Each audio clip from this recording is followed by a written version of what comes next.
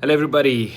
I want to use this video to reflect back on the recent interview I had with Tucker Carlson on his show, The Tucker Carlson Show. Now, I'm currently in the United States and I will share something about why I am here later on in the video if you are interested. But first, so about 2 weeks ago, my interview with Tucker Carlson was published on a variety of platforms. And you might recall, if you have watched it, that during the interview I mentioned that I foresee that there would be some criticism after the publication of the interview. Now, what I didn't foresee was quite interesting, and that is that, number one, the backlash and the criticism to the video, even though it was there and it was quite fierce, including even death threats, it was even less than I expected it would be. And I'll say something about the criticism now.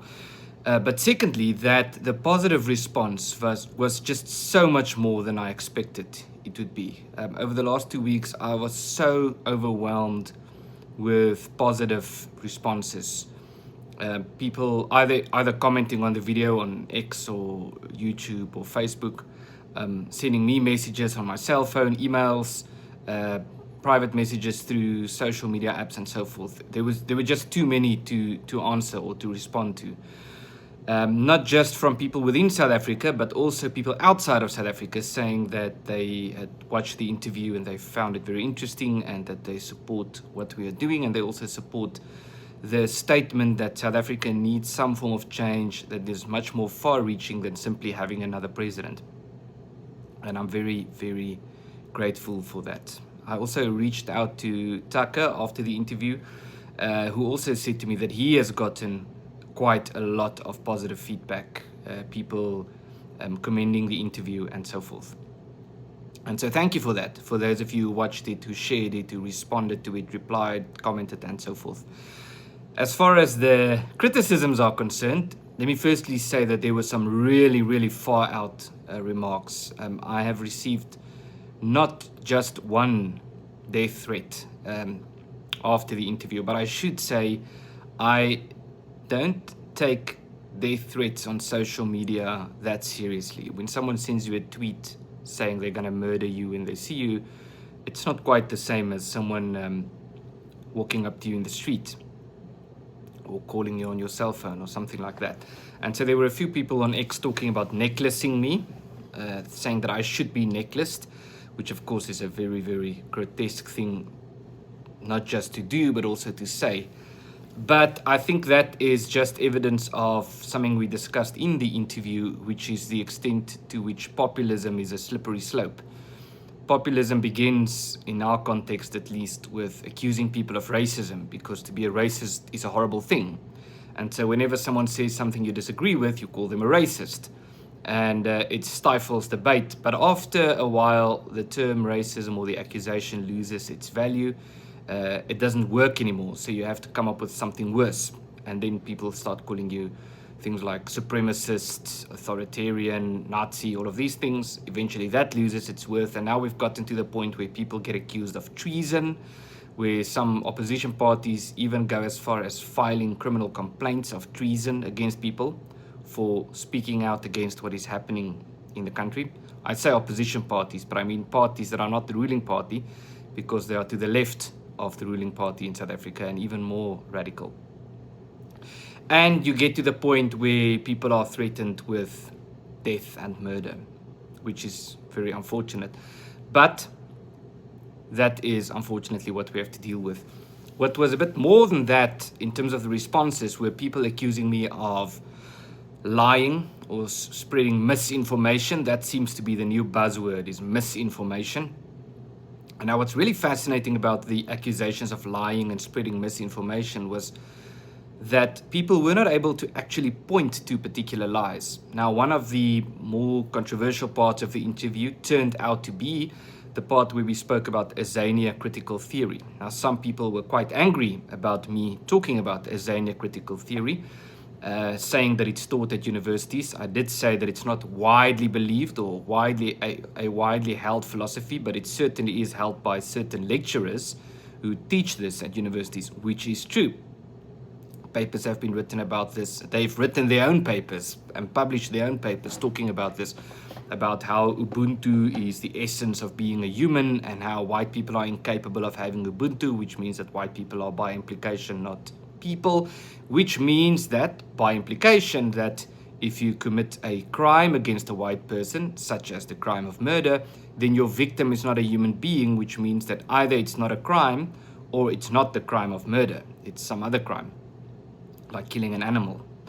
And that is taught at South African universities. And so one person I spoke with said to me, "You were lying during the interview." And I said, "Okay, well, what was I lying about? Please point that out, because really, if I did say something that's factually incorrect, I will correct that. I will publicly say, I said this thing, but it's wrong.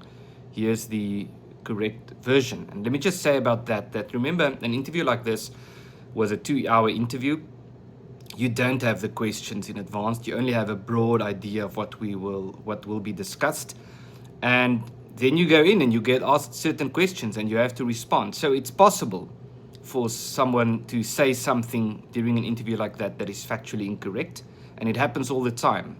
I think a responsible spokesperson would respond to such a factually incorrect statement by saying, "I said this thing, I misspoke," or "I thought it was X, but it's actually Y." And I was really eager or keen to do that for the interview I did with Tucker Carlson, but it turns out that people weren't able to point out what exactly I said that was wrong.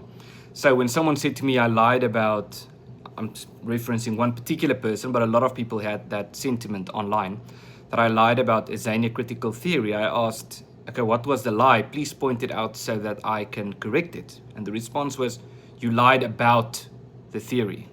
And so I said to this person that accusing someone of lying about something is not the same thing as pointing out what the lie is. So point out the lie, and that person wasn't able to do it. So, and then there were some news reports which we expected, including one from News 24 in South Africa, and some other, you could say, columnists or analysts responding to the interview, accusing me of lying. And then it's pretty funny to see how they frame it. They would say that I employed something along the lines of, "I employed truth to tell lies," or "I told half-truths and out-of-context statements." So the conclusion or the accusation is that I was lying during the interview. But the argument is that the things I actually said were the truth, but they just don't agree with the conclusion, and therefore it's a lie. Now that seems to be the strange world in which we are in. I think the interview went very well. I'm still keen on people pointing out to me anything that I said during the 2-hour conversation that wasn't true. And this is not a way of gloating. I actually mean it, because it's quite possible that you can make a claim.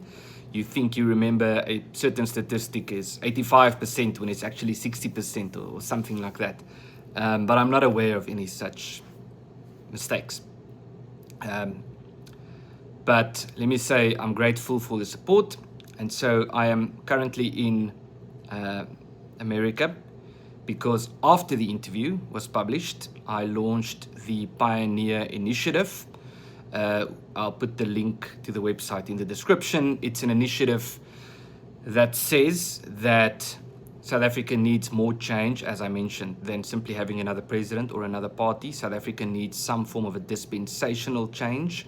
I mentioned in the introduction or the launch video that the ship is headed in the wrong direction. In other words, the South African government is trying to implement destructive policies. But what has become more important than the fact that the ship is headed in the wrong direction is the fact that the ship is sinking. In other words, the government is collapsing. And so we need to rethink the future of South Africa and what that could look like. And this Pioneer Initiative is based on 2 broad principles. The first is decentralization of political power, and the second is self-governance for the different communities living within South Africa. That could take different forms, but the underlying principle remains the same. So with the Pioneer Initiative, we will look into what these different forms could be, what it could look like.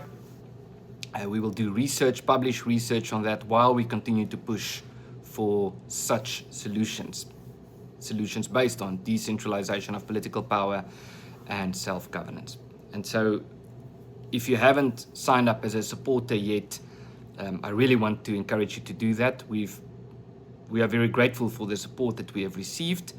And it turns out that after the interview, many new opportunities have opened up, which is why I'm in the US again on short notice, because I had a very big opportunity to speak with someone on a very big platform. Some would say not as big as Tucker Carlson's platform. Some would say it's a bigger platform. I guess it depends on your perspective and the people you watch and listen to online. Unfortunately, I cannot say who this person is. We have already conducted the interview. I am very happy that this particular person, who is so influential all over the world, has taken such a keen interest in what is happening in South Africa, and that this person took such a strong stance during this interview. The reason why I cannot say is because the interview will probably be published in a few weeks, 3 or 4 weeks, and they have asked me not to announce who this person is because they don't want people to hear about it and then perhaps lose interest. So I'm very grateful that this opportunity has opened up, and other opportunities have opened up as well, which we will pursue to get much more international focus on what is happening in South Africa and much more international pressure towards more sustainable solutions. Part of my trip currently, part of my trip to the United States at the moment is just funded by myself and by people who are close to me, who support me, for which I'm very grateful. I'm also grateful for the support we have gotten at the Pioneer Initiative so far. But if you are willing to become a supporter, I encourage you to do that, and we will then soon be much more active in terms of the people who are supporting the initiative to get them more involved towards solutions, so that they are not passive supporters but much more actively involved. With that, I'll conclude.